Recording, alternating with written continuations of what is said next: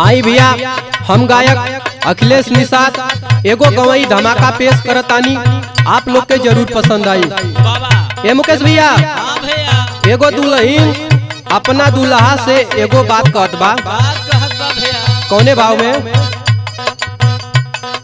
हे मोरे राजा रजैया ओढ़ाई दा,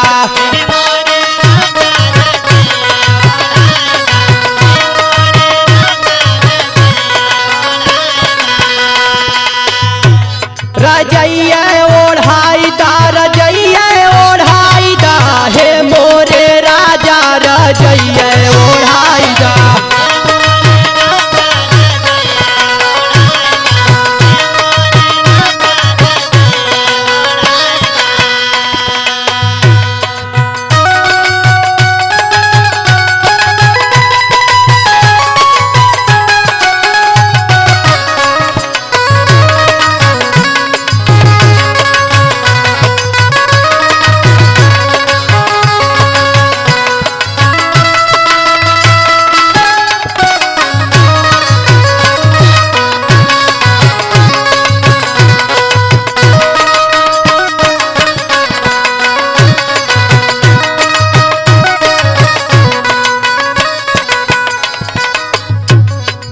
अब ही तो भय राजा जल्दी लड़को रहो,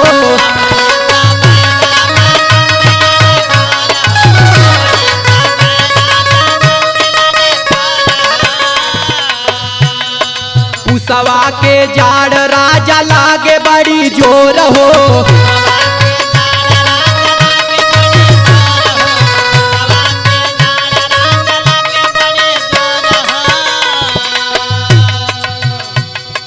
हथवई से अपने तू जैया पियाई दा, हे मोरे राजा रजैया ओढ़ाई दा।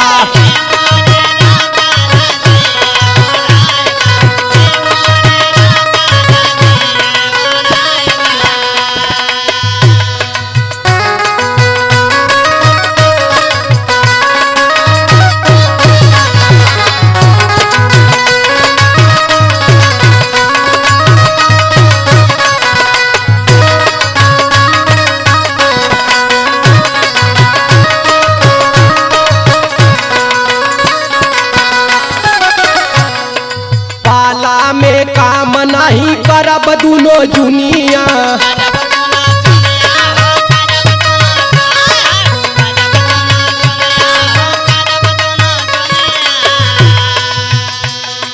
बाबू के हो जाई सर्दी ने मुनिया।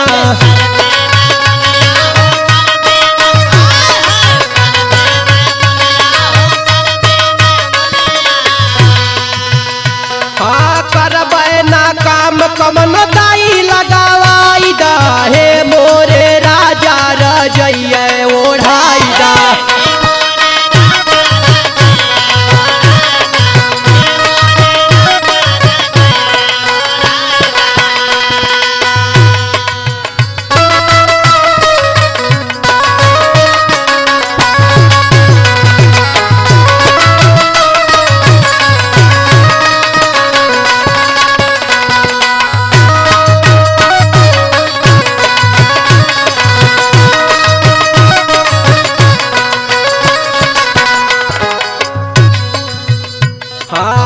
अखिलेश बाला मुआ तो हके दिलवाई से मानी,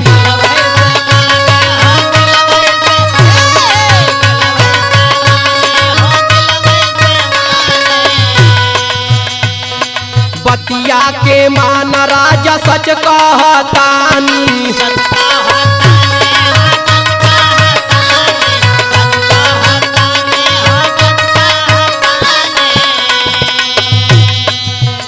हाँ जाके बजरिया से हीटर ले आई दा, हे